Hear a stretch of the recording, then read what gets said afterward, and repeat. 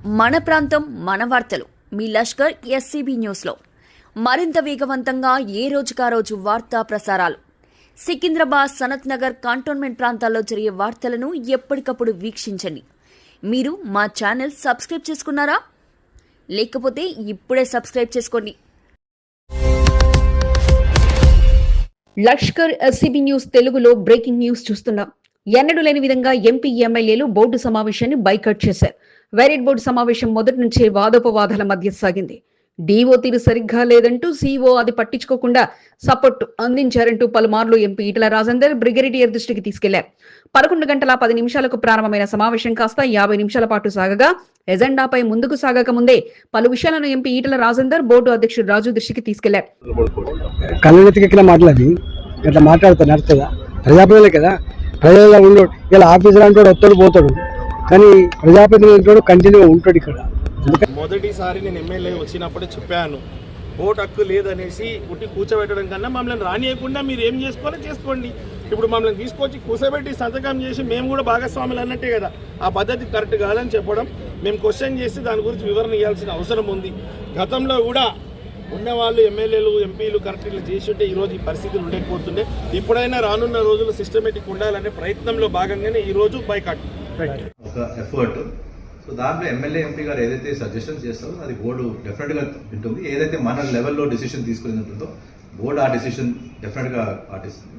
ఏదైనా పైకి పంపించాలంటే బోర్డు పైకి రిఫర్ చేస్తుంది. సో ఇది స్పెషల్ రిప్రజెంటేటివ్ అనేది, స్పెషల్ ఇన్వైటీ అనేది it is not a small power అండి. యూ కెన్ సజెస్ట్ అండ్ ఆ సజెషన్స్ని బోర్డు కన్సిడర్ చేయాలి.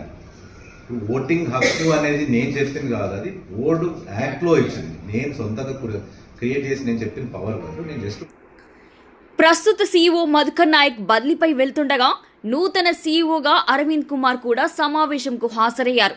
మొదట కొత్త పాత సీఈఓలను సన్మానించిన తర్వాత బోర్డు సమావేశం ప్రారంభం కాగా నిరుపేదల ఇండ్ల కూల్చివేతలు, జేబీఎస్ వద్ద షాపుల కూల్చివేతలపై ఎంపీ ఈటల రాజేందర్ ప్రశ్నించారు.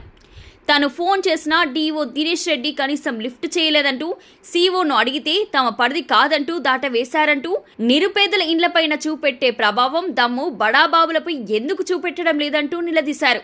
మంచిది కాదు. ఇల్లీగల్ కన్స్ట్రక్షన్ జరిపోయింది, కానీ ఇప్పటికి కూడా మళ్ళీ ఇల్లీగల్ పర్మిషన్లు ఇవ్వకండి అనేటువంటి రెండు. చిన్నవాడికి ఒక న్యాయం, పెద్దవాడికి ఒక న్యాయం. చిన్నవాళ్ళేమో కోర్టులలో పోతే వాళ్ళకు ఏది రాదు, పెద్దవాళ్ళకేమో వాడికి 6 ఏళ్ళు మళ్ళీ 10 ఏళ్ళు వాళ్ళు వస్తాయి. వాళ్ళు నడుపుకుంటూనే ఉంటారు. అనేక బంగ్లాలలో అనేక ఫంక్షన్లు నడుస్తుంటాయి.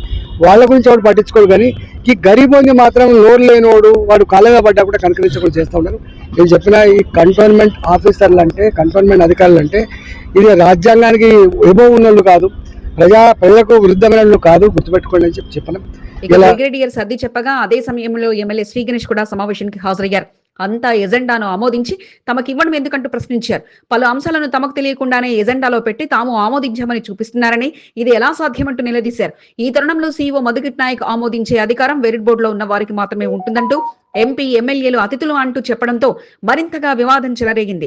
అలా అయితే తమరెందుకు పిలిచారంటూ ఎంపీ ఈటల రాజేందర్ నిలదీసి బోర్డు సమావేశాన్ని బైకాట్ చేశారు. వెంటనే ఎమ్మెల్యే కూడా తన వంతుగా పలు అభ్యంతరాలు తెలిపి సమావేశం నుంచి వెళ్లిపోయారు. ఇక ఈ విషయంపై నూతన సీఈఓ, పాత సీఈఓ, డిప్యూటీ సీఈఓతో పాటు నామినేటెడ్ సభ్యురాలు బానుక నర్మదా మల్లికార్జున్తో చర్చించిన బ్రిగేడియర్ ప్రస్తుతానికి బోర్డు సమావేశాన్ని వాయిదా వేద్దామంటూ చెప్పేశారు.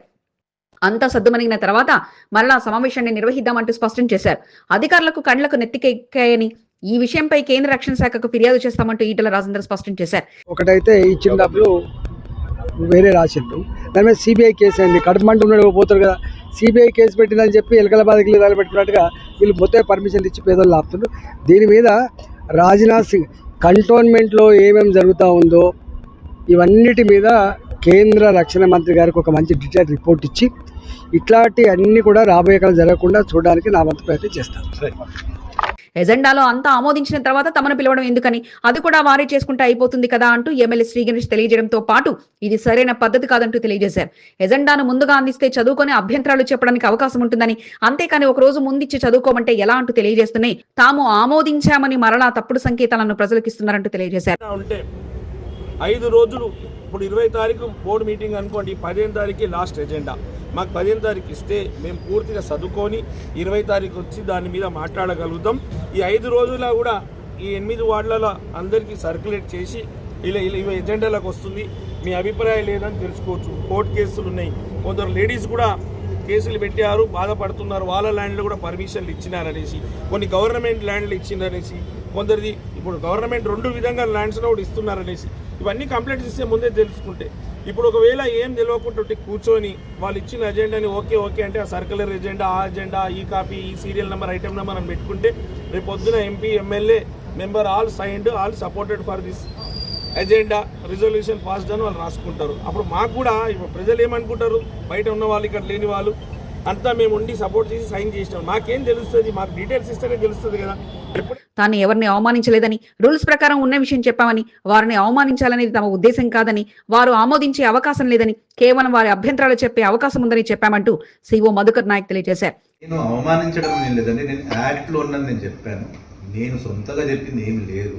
మా కంటోన్మెంట్ యాక్ట్లో మన ఎమ్మెల్యే గారు ఏంటంటే ప్రతి ఒక్క building plan or any circular agenda మాకు పంపించాలి, మేము చూసి మా పబ్లిక్ అడుగుతున్నారంటే నేను చెప్పాను మీ రెస్పాన్సిబిలిటీ, మీ డెసిషన్ మేకింగ్ మీరు కాదు కాబట్టి మీకు ఎవరు అడగాల్సిన అవసరం ఉండదండి. బికాస్ మీరు యాజ్ అ బోర్డు ఒక పెద్ద మనిషిగా వస్తున్నారు మీరు. సో ఆ పెద్ద మనిషికి వచ్చి మీరు చెప్పొచ్చు, ఎనీ సజెషన్ బోర్డు చెప్పొచ్చు, పలానా ఇది దీంట్లో మీరు ఇలా చేయండి.